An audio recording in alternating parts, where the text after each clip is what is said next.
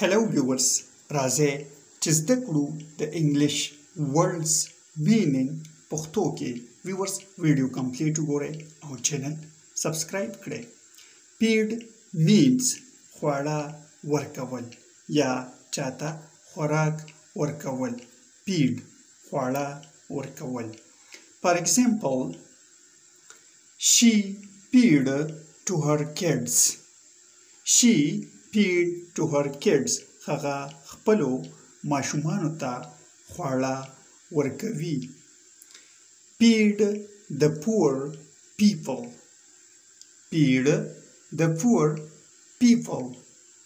غریبانو ته خواړه ورکړئ. Synonyms of feed. Give food. Synonyms دی give food خواړه ورکړئ.